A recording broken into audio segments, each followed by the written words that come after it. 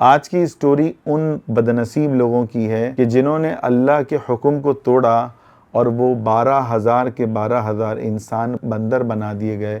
اور یہ میں اپنی طرف سے نہیں کہہ رہا، قرآن کہہ رہا ہے کونوا قردۃ خاسئین، کہ انہوں نے پالنے والے کی نافرمانی کی، حکم کو توڑا تو ہم نے اس کو بندر بنا دیا۔ اب اس اسٹوری کو ذرا غور سے سنیں اور عبرت کریں کہ وہ کون سا گناہ تھا کہ جس کی وجہ سے اللہ نے انسان سے بندر بنا دیا۔ بنی اسرائیل کے ساحلی علاقے یعنی موجودہ فلسطین یا اسرائیل کہہ لیں، اس میں ایلا نام کی ایک بستی تھی، اور وہ بستی کے اطراف میں سمندر تھا، اور ان لوگوں کا جو روزگار تھا وہ تھا مچھلیوں کا شکار کرنا، اس سے یہ گزارا کرتے۔ اب اللہ تعالیٰ نے ان کو سمندر دیا ہوا ہے، سمندر میں فری کی مچھلیاں دی ہوئی ہیں، روز کا ان کو مچھلی مل رہی ہے، اور اطراف میں جو سبزیاں جو چیزیں تھیں وہ بھی ان کو مل رہی تھیں۔ لیکن اللہ نے ان کے لیے احسان کیا کہ سمندر کے قریب ہی ان کو جگہ دی، مگر انہوں نے کیا کیا، اس احسان کی ناشکری کری۔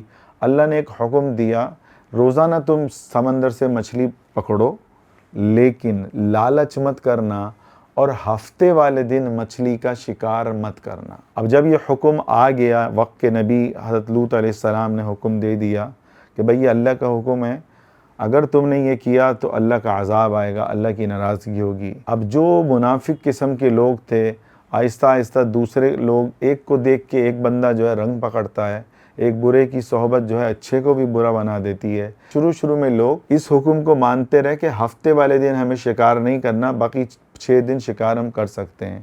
آہستہ آہستہ شیطان آتا چلا گیا، نفس غالب ہوتا چلا گیا، آزمائش سخت ہو گئی، اور ہفتے والے دن اللہ کی طرف سے کیا ہوا کہ سمندر میں مچھلیاں بہت زیادہ آنے لگی۔ دیکھو اللہ امتحان لیتا ہے، پہلے بھی ان کا کھانا ہو رہا تھا، بھوک ان کی مٹ رہی تھی، پیٹ بھر رہا تھا، لیکن لالچ انسان کو کنویں میں دھکیل دیتی ہے۔ اب ہفتے والے دن مچھلیاں ایسے نظر آتی کہ وہ اس کو جب بھی چاہتے فوراً شکار کر سکتے تھے۔ اب یہ اللہ کا امتحان تھا امت کے لیے۔ حدیث میں آتا ہے نا، 2 امتحان ہیں، ایک عورتیں ہیں اور ایک خزانہ ہے، یعنی مال و دولت ہے۔ حدیث میں آتا ہے یہ دونوں اس امت کے لیے فتنے ہیں، یہ دونوں میری قوم کے لیے امتحان کی چیزیں ہیں۔ ان کے لیے کیا امتحان تھا کہ ہفتے کو مچھلی نہیں پکڑنی، اور پھر وہی ہوا، ہفتے کو ان کو عام دنوں سے کئی گنا زیادہ مچھلی آنے لگی، اور وہ ان کو سامنے نظر آ رہا ہوتا کہ مچھلیاں ہی مچھلی ہیں۔ تو اس طرح بھی اللہ آزماتا ہے۔ اب قرآن اس واقعے کو اس طرح بیان کرتا ہے، اذ تأتیہم حیتانہم یوم سبتہم شرعا، ہفتے کے دن ان کے پاس بے حساب مچھلیاں آتی تھیں، اور وہ اس کو صرف دیکھ سکتے تھے، شکار نہیں کر سکتے تھے۔ کیوں؟ اللہ کا حکم تھا۔ اور آگے وَيَوْمَ لَا يَسْبِتُونَ لَا تَأْتِيهِمْ، اور دوسرے دنوں میں انہیں وہ اتنی مچھلیاں نظر نہیں آتی تھی جتنی ہفتے کے دن مچھلیوں سے بھرا ہوا ہوتا تھا سمندر، اور 6 دن مچھلیاں اتنی ہوتی جتنی ان کی ضرورت ہے۔ اب شیطان نے ان کے دل میں وسوسہ ڈالنا شروع کیا۔ نوح علیہ السلام 950 سال محنت کرتے رہے۔ یاد رکھیں شیطان کو تجربہ ہے کہ اس کو کیسے بیوقوف بنانا ہے۔ اب شیطان نے وسوسے ڈالنے شروع کیے، لوگ سوچنے لگے اگر ہم شکار سیدھا کریں گے، یہ تو اللہ نے منع کر دیا لوط علیہ السلام کے ذریعے، تو اب تو ہم خسارے میں چلے جائیں گے۔ تو سوچنے لگے کیا کیا جائے۔ پھر شیطان نے ایک منصوبہ ان کے دماغ میں ڈالا۔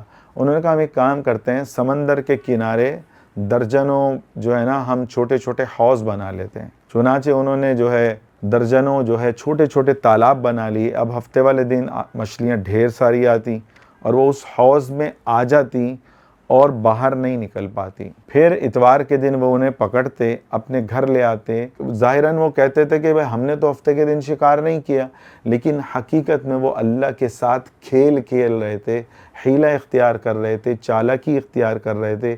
وہ سمجھ رہے تھے ہم نے اللہ کو دھوکہ دے دیا، حالانکہ انسان ایسا کر بھی نہیں سکتا۔ اللہ کو دھوکہ دینا، ہمارا رب وہ ہے کہ کالی چونٹی کالے پہاڑ کے نیچے چل رہی ہو، اللہ اس کے چلنے کے نشانات کو بھی دیکھتا ہے، اس کے چلنے کے جو آواز ہے اللہ اس کو بھی سنتا ہے۔ اللہ ہمارا رب اتنا طاقتور ہے۔ اب انہوں نے سمجھا کہ ہم نے اللہ کو دھوکہ دے دیا، حالانکہ انسان اللہ کو دھوکہ نہیں دے سکتا۔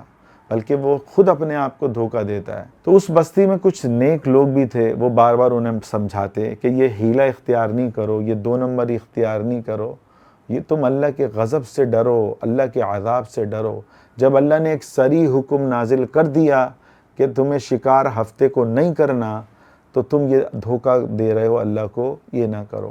اچھا، اب جب یہ نیک لوگ، جیسے آج کل مولوی کہتا ہے نا، تو جو منافق ٹائپ کا طبقہ ہوتا ہے جو دین سے دور ہے، وہ ہنستا ہے کہ مولوی تو پرانے زمانے کے ہیں، ان کو کیا پتہ۔ مولوی کو تم سے زیادہ پتہ ہے کہ دنیا قیمتی ہے کہ آخرت قیمتی ہے۔ یہ تو مرنے کے بعد پتہ چلے گا کہ کون گدھے پہ بیٹھا ہوا ہے اور کون گھوڑے پہ بیٹھا ہوا ہے اور کون گھوڑے پر بیٹھ کے اڑ رہا ہے۔ قرآن میں آتا ہے کہ کچھ لوگ ان نیک لوگوں سے کہتے تھے کہ تم کیوں ان گناہ گاروں کو نصیحت کرتے ہو، ان کو جنہیں اللہ ہلاک کرنے والا ہے۔ مگر نیک لوگ کہتے تاکہ ہم اللہ کے سامنے اپنا فرض ادا کر سکیں کہ اللہ جو ہمارا فرض تھا ہم نے ان کو کہہ دیا، بول دیا۔ پھر ایک وقت آیا کہ نیک لوگوں نے الگ رہنا شروع کر دیا اور گناہ گار اپنے دھوکے میں خوش رہتے، اور اسی طرح کئی مہینوں یا سالوں گزر گئے۔ پھر اللہ ڈھیل دے کے عذاب دیتا ہے۔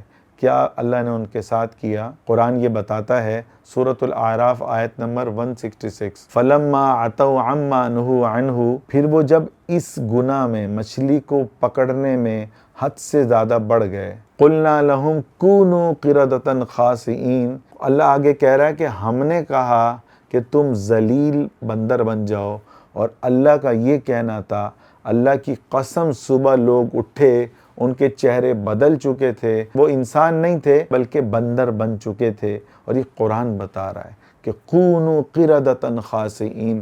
آج یہ جو ہمارے منافق ٹائپ کے لوگ ہیں جو دین سے دور ہیں، دہریے بنتے جا رہے ہیں، قرآن حدیث پہ اعتراض کرتے ہیں، دیکھو قرآن بتا رہا ہے کہ اللہ قادر ہے کسی انسان کو بندر بنانے پر۔ اچھا، تفاسیر میں آتا ہے کہ ان کی شکلیں بدل گئی، مگر ان کے دل اور پہچان باقی تھی، کہ ان کے دل میں تھا کہ ہم انسان ہیں، اور اپنے رشتہ داروں کو وہ جانتے تھے اور ایک دوسرے کو پہچانتے تھے۔ اب پھر وہ اپنے رشتہ داروں کو پہچانتے تھے، رشتہ دار بھی انہیں پہچانتے تھے۔ اب لوگ رو رہے ہیں، چیخ رہے ہیں، اپنے عزیزوں کو دیکھ کے اشارہ کر رہے ہیں، دیکھو یہ تو بندر بن گیا، یہ تو بول بھی نہیں سکتا۔ اور یہ بندر وہ تھے کہ جو بات بھی نہیں کر سکتے تھے، صرف آواز نکال سکتے تھے بندر کی طرح۔ یہ منظر ایسا خوفناک تھا کہ 12,000 لوگ بندر بنا دیے گئے، جن کی بیویاں بھی اس کام میں ملوث تھی، جنہوں نے ان کو نہیں روکا، وہ عورتیں بھی بندر بنا دی گئیں۔ اور روایت میں آتا ہے کہ جو لوگ گناہوں سے رک چکے تھے، ان کو روکتے تھے، ان کو کہتے تھے کہ یہ کام نہ کرو، اللہ نے انہیں اس عذاب سے بچا لیا۔ اچھا، بعض مفسرین نے لکھا ہے کہ چند دن بعد وہ سب کے سب نافرمان جو بندر بنا دیے گئے تھے، ان کو ہلاک کر دیا گیا۔ میرے عزیزوں، یہ کوئی فلمی کہانی نہیں ہے، کوئی یہ ڈائجسٹ سے کوئی میں سٹوری نہیں سنا رہا، یہ قرآن سنا رہا ہوں، سورۃ الاعراف آیت نمبر 166۔ تو سوچیں، وہ رب ابھی بھی وہی رب ہے جس نے گناہ گاروں کو بندر بنایا۔ ہم لوگ کتنے ہیلے اختیار کرتے ہیں۔ یہ وہ بدنصیب تھے، اندازہ لگائیں، انہوں نے مچھلیوں کے لیے دین بیچا، انہوں نے کوئی چوری نہیں کری، ڈاکہ نہیں ڈالا، 2 نمبری نہیں کری، ناپ تول میں کوئی کمی نہیں کری، لیکن انہوں نے ہیلہ اختیار کیا، اس پر اللہ نے ان کو بندر بنا دیا۔ انہوں نے حرام کو چالاکی سے حلال بنانے کی کوشش کی۔ آج ہم لوگ بھی یہی کرتے ہیں، آج کتنے لوگ یہی کام کر رہے ہیں، سود کا نام بدل دیتے ہیں، حرام کام کو بزنس کہتے ہیں، اور جھوٹ کو جو ہے اسمارٹنیس بولتے ہیں۔ ہمارے ایک دوست ہیں، آن لائن کا کام شروع کیا، ابھی جوتوں کا کام شروع کیا، پہلی ویڈیو کہ یہ وہ جوتے ہیں کہ جنہیں لاکھوں کی تعداد میں ہم نے یورپ میں جو ہے ایکسپورٹ کیا ہے۔ میں نے کہا یار اتنا بڑا جھوٹ، اس طرح الگ الگ چیزوں میں ایسے جھوٹ پھینکنا کہ ہزاروں پارسل ڈیلی ہمارے نکل رہے ہیں۔ تو بھائی کوشش کریں، جھوٹ سے بچیں۔ اچھا، حدیث میں آتا ہے کہ سچ میں کرواہٹ ہے لیکن خیر اسی میں ہے۔ تو میرے عزیزوں، اصحاب سبت کا واقعی قرآن میں بیان ہے۔ یہ ہمیں ڈراتا ہے کہ اللہ کے حکم کے ساتھ ہیرا پھیری کرنا انتہائی خطرناک ہے۔ اور وہ صرف بندر نہیں بنے تھے، بلکہ اللہ نے پوری دنیا کو دکھایا، قیامت تک کے آنے والے لوگوں کو بتا دیا کہ تمہارا رب نافرمانی کرنے پر تمہیں بندر بھی بنا سکتا ہے، خنزیر بھی بنا سکتا ہے۔ میرے عزیزوں، اصحاب سبت کا جو واقعہ ہے، اصحاب سبت یعنی ہفتے والے لوگ جو ہفتے کو گناہ کرتے تھے، اس میں ہمارے لیے کیا سبق ہے، غور سے سنیں۔ انسان یاد رکھے گناہ کرنے سے اتنا تباہ نہیں ہوتا جتنا گناہ پر جری ہوتا ہے، گناہ کو ثابت کرنے کی کوشش کرتا ہے۔ ابھی ایک بڑا جو ڈرامے کا ایکٹر تھا، اس نے کیا بولا کہ دنیا یہ پہنتی ہے، کیا ہوا، میں نے پہن لیا تو کیا ہو گیا۔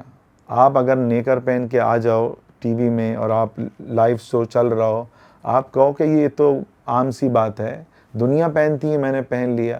آپ کو جب حدیث پتہ چل گئی کہ انسان کا سطر ناف سے لے کے گھٹنے تک ہے، یہ جگہ دکھانا کبیرہ گناہ ہے، پھر اس میں حیلے اختیار کرنا، اس پہ حدیث میں آتا ہے تکبر کی دو نشانی ہے، بطر الحق کی، حق بات کو رد کر دینا۔ آپ حق بات سنی تو آپ قبول کرو۔ اور دوسری کیا نشانی ہے، غمت الناس، لوگوں کو حقیر سمجھنا۔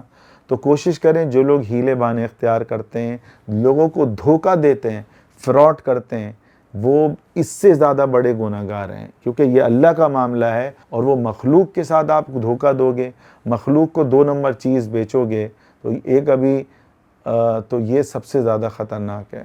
اسی طرح بعض لوگ سونے کی انگوٹھی پہنتے ہیں، وہ کہتے ہیں جائز ہے، مولویوں کا دماغ خراب ہے۔ تو میرے عزیزوں، یہ قصص القرآن کی جو سیریز چل رہی ہے، 50 کے قریب انشاءاللہ واقعات ہوں گے۔ مکمل واقعات سننے کے لیے ہر واقعہ 10 سے 12-15 منٹ تک ہوگا انشاءاللہ، ایک آدھ واقعہ اس سے لمبا ہوگا، اور وہ واقعہ زیادہ دلچسپ ہوگا تبھی میں نے اس کو لمبا کیا ہے۔